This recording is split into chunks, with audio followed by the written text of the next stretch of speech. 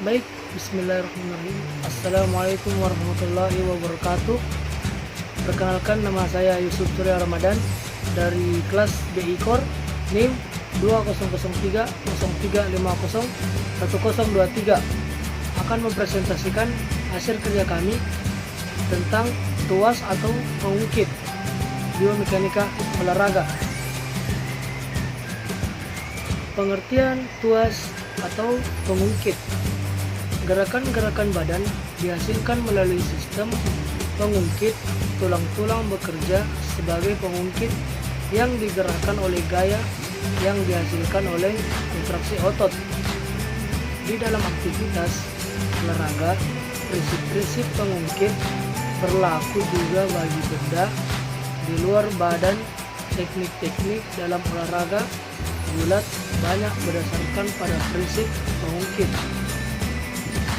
Apabila ada dua buah gaya yang bekerja pada suatu benda atau batang dan bekerja berlawanan arah terhadap porosnya, maka pada benda tersebut bekerja sebuah tuas.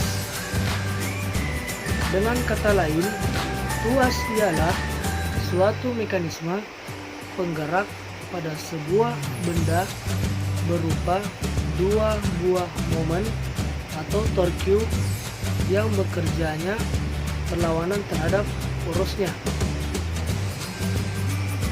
Yang kedua adalah kategori tuas. Pada gambar 7.1 ialah jenis tuas. Yang pertama, tuas kelas 1.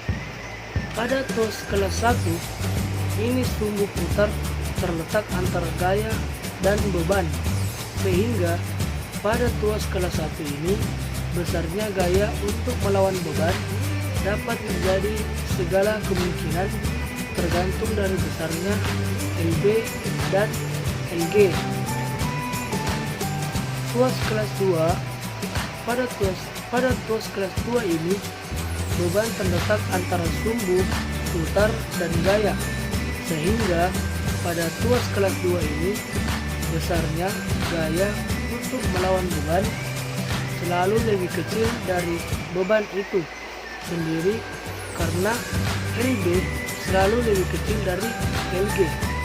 Jadi pada tuas kelas 2 ini selalu efisien. Dan yang ketiga adalah tuas kelas 3. Pada tuas kelas 3 ini gaya terletak antara sumbu putar dan beban, sehingga pada tuas kelas 3 ini besarnya gaya untuk melawan beban selalu lebih besar dari bebannya. Jadi tuas kelas 3 selalu tidak efisien karena LB selalu lebih besar dari LG. Walaupun tidak efisien, tetapi ruang geraknya besar dan kecepatan gerakannya juga besar. Kelas-kelas tuas tersebut jadinya ditentukan oleh posisi yang di tengah kelas 1 poros P yang di tengah, sedangkan kelas 2 atau beban B, dan kelas 3 kekuatan atau K yang di tengah. Kesimpulannya, pada tuas kelas 1 besar G dapat terjadi segala kemungkinan tergantung dari besar LB atau 1B dan 1G. Pada tuas kelas 2, gaya untuk melawan beban selalu lebih kecil dari beban itu sendiri. Jadi tuas kelas 2 selalu efisien. Pada tuas kelas 3, gaya untuk melawan beban selalu lebih besar dari bebannya. Jadi tuas kelas 3 tidak selalu efisien. Dan pada tuas kelas 3 juga, walaupun tidak efisien, tetapi ruang gerakannya besar dan kecepatan gerakannya besar juga. Adapun beban atau tahanan. Beban atau weight yang terdapat pada mekanisme tuas merupakan gaya yang selalu arahnya ke bawah. Sebenarnya, kekuatan yang kita kerahkan tidak selalu melawan beban, tetapi juga berupa tahanan atau resisten yang arahnya bisa ke segala arah. Kecuali itu ketiga tuas tersebut sifat-sifatnya tergantung pada besar lengannya. Yang dimaksud dengan lengan ialah jarak dari beban atau gaya terhadap porosnya. Dengan beban atau LB ialah jarak dari beban ke poros, sedangkan gaya ialah jarak dari gaya ke poros atau LG. Keuntungan mekanis atau mechanical advantage seperti telah kita pelajari di atas, kelas-kelas dari tuas atau kemungkinan G sama dengan B. G lebih besar dari B dan G lebih kecil dari B. Kalau G sama dengan B, besarnya kekuatan yang kita kerjakan sama dengan besarnya beban atau tahanan yang kita lawan. Artinya, di sini tidak ada keuntungan mekanis yang kita peroleh dan tidak ada pula kerugian mekanis yang kita derita. Bila G lebih kecil dari B, kekuatan yang kita kerjakan lebih kecil dari beban. Jadi, efisiensi gerak hatinya beban yang besarnya dapat kita tanggulangi dengan gaya atau dengan upaya yang relatif kecil.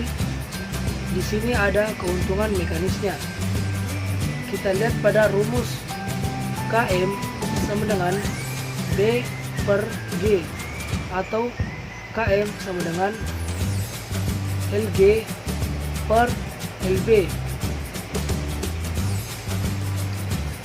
Keuntungan mekanis pada sepeda adalah pada jari-jari yang besar pada pedal kaki dan jari-jari yang kecil pada gear roda belakang.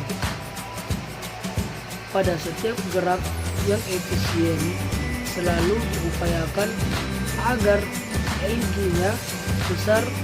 Sebaliknya, pada latihan beban atau kekuatan agar memenuhi prinsip overload, LG-nya diperkecil.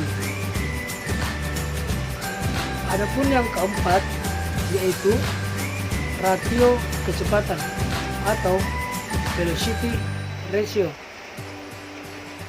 Kalau pada tuas kelas 2 selalu terjadi efisiensi gerak, pada tuas 3 selalu diperoleh kecepatan gerak kalau efisiensi dinyatakan dengan keuntungan mekanis atau mechanical advantage, maka kecepatan gerak dinyatakan dengan rasio kecepatan atau RK.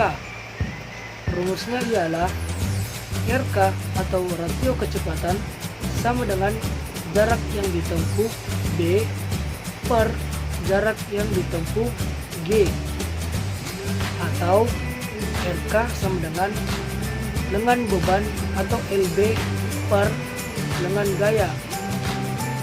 Jadi dapat kita simpulkan bahwa bila KM atau keuntungan mekanis besar itu berarti baik atau efisien untuk kekuatan, sedangkan bila RK atau rasio kecepatan besar itu berarti baik untuk kecepatan. Kita pernah melihat pemain sirkus di mana seseorang dilontarkan melalui ujung papan yang satu, sedangkan yang lain melanjutkan diri pada papan yang lain sebagai impuls seperti gambar berikut. Kita pernah melihat pemain sirkus di mana seseorang dilontarkan melalui ujung papan yang satu, sedangkan yang lain melanjutkan diri pada papan yang lain sebagai impuls seperti gambar berikut.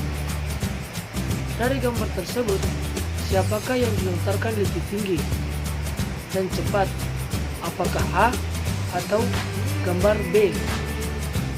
Di sini kita dapat ketahui bahwa B dilontarkan lebih tinggi dan lebih cepat.